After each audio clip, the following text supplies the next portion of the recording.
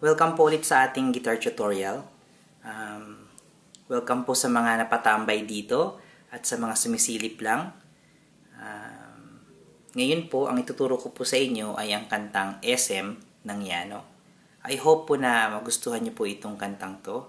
At kung magustuhan niyo po ito, huwag niyo pong kakalimutan na mag-like, mag-subscribe, at syempre, kalembangin niyo po ang ating bell button para maging updated po kayo sa mga darating pa pong mga guitar tutorial natin.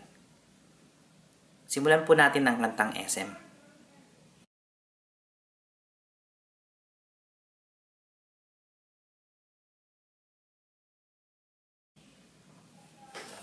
Sa kantang SM, ang tuning po natin dito ay standard tuning. E, A, D, G, B, E.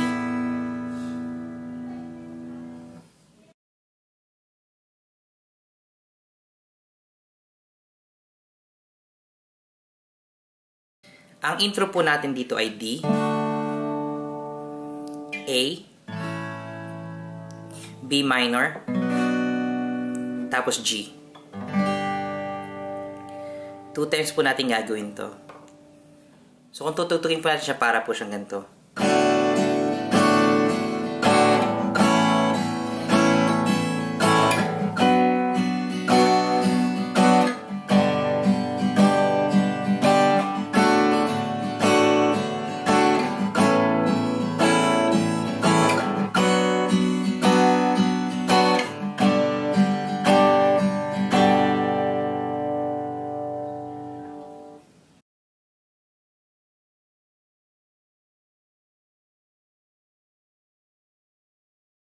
Sa verse po natin, ang chords po natin dito ay parehas lang din po ng intro. So, D, A, B minor, tapos G.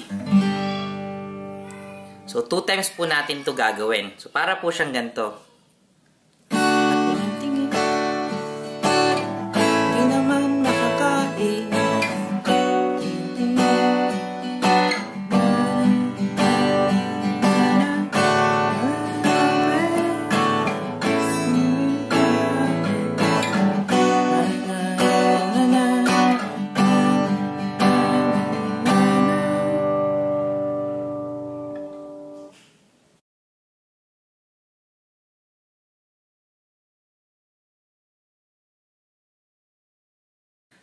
Sa chorus po natin, ang chords po natin dito ay A at G. 4 times po natin yun gagawin. So kung kakantay po natin, para po siyang ganito.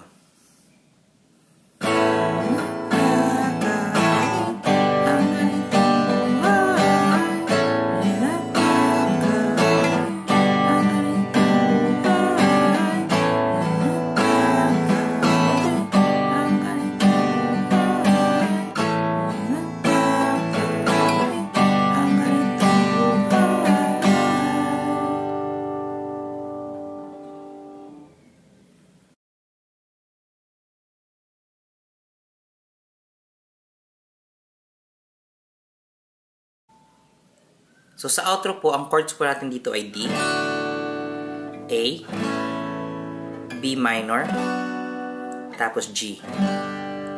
So, ulit lang po ulit natin yung pattern ng intro and verses. Tapos, 2 times po natin to gagawin. So, kung tutugtugin po natin siya, para po siyang ganito.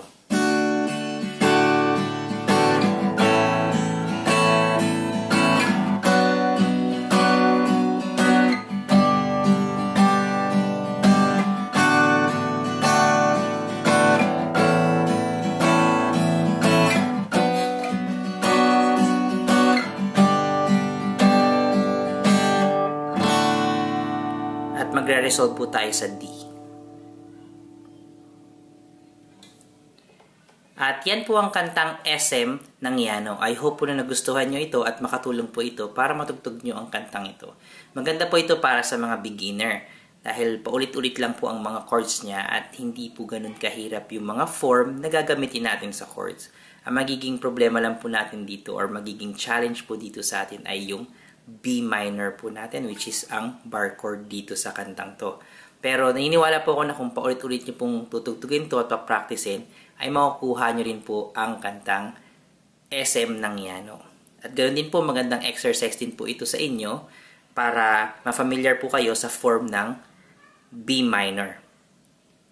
I hope po na nakatulong po ito sa inyo at kung nagustuhan nyo po ito, huwag nyo pong kakalimutan na mag-like at mag-subscribe. Huwag nyo rin pong kalimutan na i-hit po yung bell button natin para maging updated po kayo sa mga darating pa pong mga guitar tutorial natin. Ganun din po, huwag nyo pong kakalimutan na mag-comment kung meron po kayong mga request, meron po kayong mga tanong, at meron po kayong mga suggestion. So hanggang dito na lang po. Kita-kits po ulit tayo next time.